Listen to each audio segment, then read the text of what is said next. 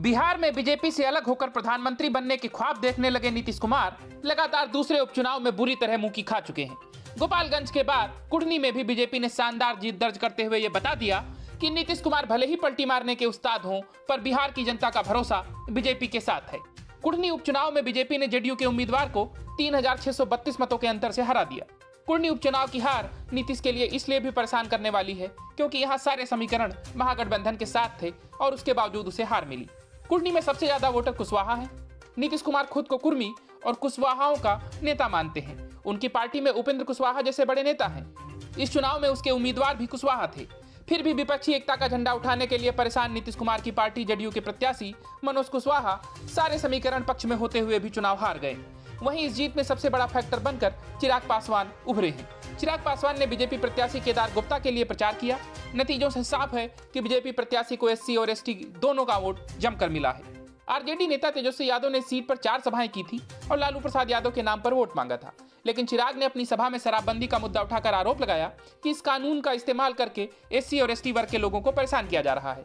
इसके साथ ही ओबीसी वोटों का भी समर्थन बीजेपी को मिला है।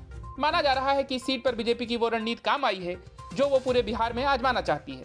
दरअसल बिहार में 15% ऊंची जातियों, 26% अति पिछड़ा और 16% दलितों का वोट अगर एक साथ आ जाए तो किसी भी पार्टी के लिए बिहार जीतना आसान हो सकता है। ऐसा है प्रयोग बीजेपी उत्तर प्रदेश में हाल ही के चुनाव में कर चुकी है। वहीं यह सीट नीतीश कुमार की प्रतिष्ठा का सवाल बन गई थी। आरजेडी के साथ मिलकर सरकार बनाने के बाद नीतीश कुमार खुद को अजय मानने लगे थे।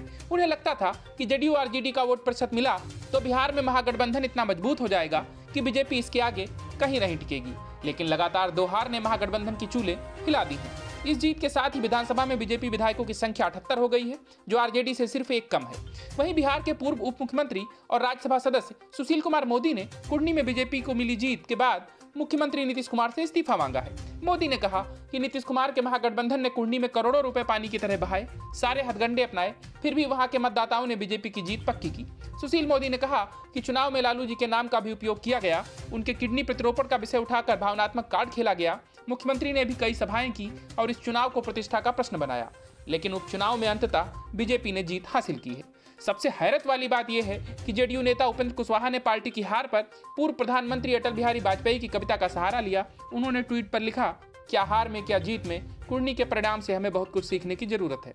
बता दें कि बिहार में 15% यादव, 11% कुर्मी कोरी निषाद और 17% मुसलमानों के वोटों को मिला दें तो कुल 43% हो जाता है। लेकिन कुढ़नी सीट पर हुए कांटे के मुकाबले में बीजेपी उम्मीदवार केदार प्रसाद गुप्ता ने 76,648 वोट हासिल किए, जबकि जेडीयू उम्मीदवार मनोज कुशवाहा को 73,016 वोट मिले।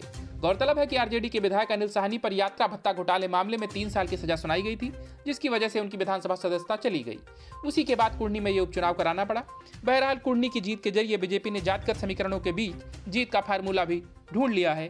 इसकी चर्चाएं होने लगी हैं और 2024 में उसे बड़ा फायदा भी मिलने वाला है। Bureau report, news of India.